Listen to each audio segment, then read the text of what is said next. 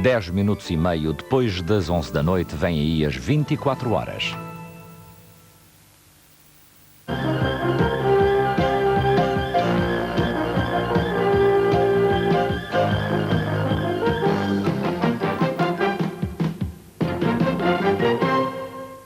Boa noite. Os portugueses casam-se cada vez menos e divorciam-se cada vez mais. Ainda assim, dentro da CEE, somos dos mais casadeiros e dos menos propensos ao divórcio. São conclusões tiradas de dados referentes a 1984 e 1985, da responsabilidade do Instituto Nacional de Estatística, e que 24 horas lhe divulga em primeira mão. O estudo feito pelo Instituto Nacional de Estatística permite analisar o comportamento de alguns fenómenos demográficos ao longo dos últimos 10 anos e fazer comparações com outros países da CEE. No que respeita à nupcialidade, nota-se uma diminuição muito rápida daquilo que podemos chamar de vocação matrimonial dos portugueses. De 10 casamentos e meio por 1000 habitantes em 1976, passámos para apenas 6,7 em 1985. Este fenómeno observou-se, aliás, em toda a Europa do Sul, nomeadamente na Espanha e na França. Portugal continua, mesmo assim, a ser um dos países da CEE com maior propensão ao casamento, como pode ver-se no quadro. A nossa taxa de nupcialidade é muito superior à de países que nos são próximos na geografia e na cultura, como a Espanha, a Itália e a França. O divórcio, pelo contrário, tem aumentado em Portugal, mas não tanto como se poderia pensar. Em 1984, o número de divórcios por 1000 habitantes foi inferior a 1, o que também nos posiciona como um dos países da CEE em que os casamentos menos se dissolvem, juntamente com a Itália, a Espanha e a Grécia. Indicador de alguma forma curioso é o da idade média dos nubentes. Os últimos dados disponíveis referem-se a 1984 e dizem que a média masculina em Portugal é casar aos 25, enquanto as mulheres têm uma idade nupcial entre os 22 e os 23 anos. Neste aspecto em particular, não há grandes diferenças entre Portugal e a CEE. Os europeus, sejam eles portugueses, franceses ou ingleses, dão um nó sensivelmente com a mesma idade. Verifica-se, apesar disso, que enquanto a tendência dos últimos 10 anos na Europa comunitária é para um ligeiro aumento da idade nubente, Portugal e Grécia comportaram-se de modo inverso, sobretudo a partir de 1979. Na atualidade política, o grande destaque de hoje vai para a reunião de delegações do PS e do PRD na sede dos Renovadores Democráticos. Tratou-se de um segundo encontro. Há semanas realizou-se uma primeira sessão de trabalho. Foi em 9 de dezembro. Questões agendadas para debate parlamentar e as estratégias de ambos os partidos em relação ao atual governo constituíram os pontos centrais do encontro. A regionalização, as leis agrícolas, a lei eleitoral geral e para o Parlamento Europeu e as alterações ao regimento da Assembleia da República foram alguns dos pontos em análise nesta reunião entre o PRD e o PS. Tanto o vice-presidente do PRD, Hermínio Martinho, como o secretário-geral do PS, Vítor Constâncio, afirmaram no final do encontro terem os dois partidos constatado convergência de pontos de vista em relação a alguns temas em análise, designadamente sobre as eleições para o Parlamento Europeu.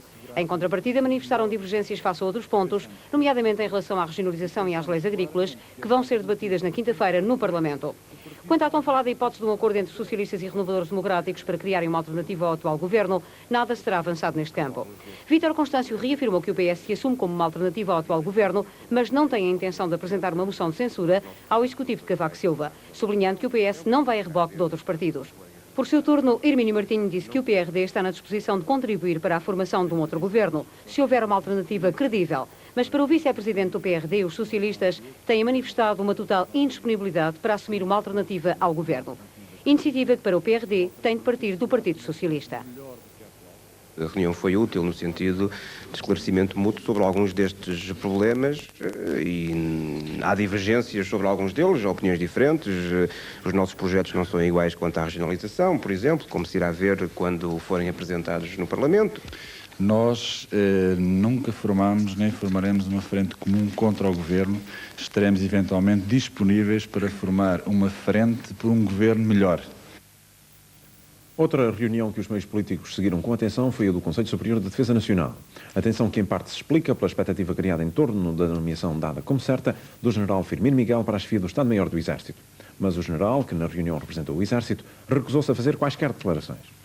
Sob a presidência de Mário Soares, reuniu hoje o Conselho Superior de Defesa Nacional. Foram discutidas durante a reunião diversas matérias relativas ao meio castrense.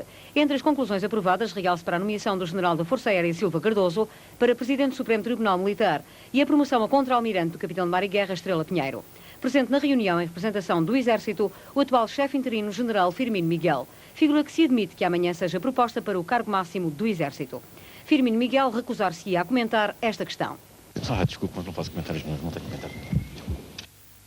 A confirmação do general Firmino Miguel como chefe do Estado-Maior do Exército poderá, aliás, acontecer já amanhã, quando o primeiro-ministro Cavaco Silva tratar o problema do preenchimento do lugar deixado vago pela passagem à reserva do general Salazar Braga. A concretizar-se o que toda a gente tem como certo, o Exército passará a ser esfiado por uma das personalidades mais marcantes dos meios castrenses. Detentor de uma brilhante folha de serviços, o então tenente-coronel Firmino Miguel entrou na vida política em 1974 como ministro da Defesa no primeiro governo provisório presidido por Adelino da Palma Carlos. Manteve-se como titular dessa pasta no segundo governo provisório esfiado por Vasco Gonçalves. Após o 25 de novembro, Firmino Miguel reassume lugar de destaque junto de Ramalho Yanas, integrando a comissão política que viria a dirigir a sua candidatura. Após as presidenciais, volta a ser ministro da Defesa no primeiro governo constitucional, chefiado por Mário Soares. Já nesta altura, o seu nome havia sido apontado para ocupar o lugar de chefe de Estado-Maior do Exército. Mantém a pasta da Defesa no segundo governo constitucional até à exoneração de Mário Soares em 1978. Nesta altura, regressa aos quartéis e irá lecionar no Instituto de Altos Estudos Militares. Em 80, é apontado como possível candidato à presidência da República, o mesmo vindo a acontecer em 85, frustrando-se, contudo, qualquer destas hipóteses.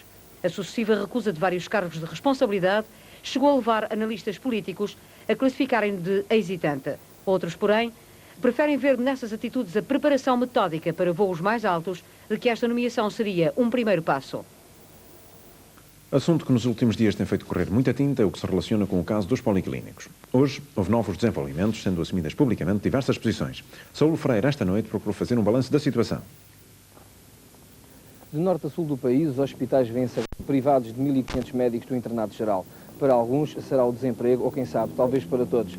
Para já, o Ministério da Saúde admite que se registrem situações de ruptura, nomeadamente nas urgências, onde os policlínicos constituem, por assim dizer, como que uma linha avançada. A quebra de 1.500 elementos dessa linha fez com que 25 diretores de serviço aqui do Hospital de Santa Maria entregassem um comunicado no Ministério da Saúde, declinando a partir de hoje qualquer responsabilidade pelos eventuais acidentes ocorridos nos serviços de urgência. Os hospitais civis não estão numa urgência suficiente somente porque recebem muitíssimos doentes.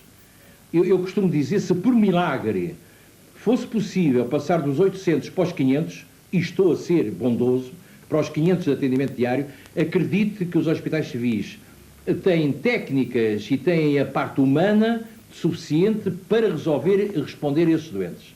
Agora, não pode de maneira nenhuma continuar a aceitar-se aquele número de doentes que já de há muito devia ter sido retirado para outros hospitais, que estão igualmente interessados em fazer uma urgência, mas que lhe não dão as condições tão imediatas como seriam.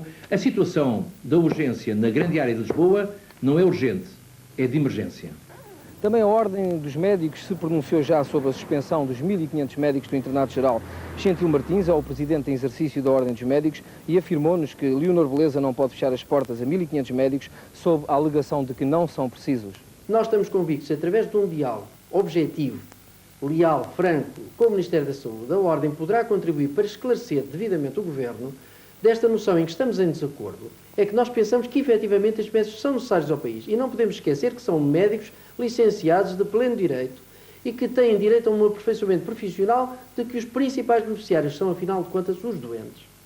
Também os sindicatos estão contra esta medida de Leonor Beleza. O Sindicato da Zona Norte diz que o Ministério da Saúde não criou alternativas de emprego fora dos internatos. O Sindicato da Zona Sul diz que a medida da Ministra tem por objetivo o desmantelamento do Serviço Nacional de Saúde. O que temos assistido é ações e a medidas da Ministra que vêm agravar ainda muito mais a já caótica situação na saúde, que pretende retirar regalias e direitos socioprofissionais adquiridos pelos médicos e que pretende, como objetivo último e fundamental, desarticular, levar à ruptura os serviços de saúde oficiais. Para a Ministra da Saúde, a suspensão dos policlínicos é normal.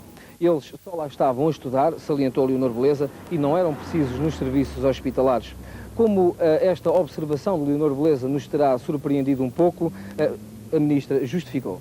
Essas pessoas que estavam nos hospitais num período de formação subsequente à licenciatura tinham acabado esse período de formação e tinha acabado o concurso de colocação na fase seguinte, que é o internato complementar, que é também um período de formação, mas que é também já acesso verdadeiro à função pública. Essas pessoas não eram funcionários públicos, não estavam empregados pelo Estado, estavam nos hospitais sobretudo para aprender.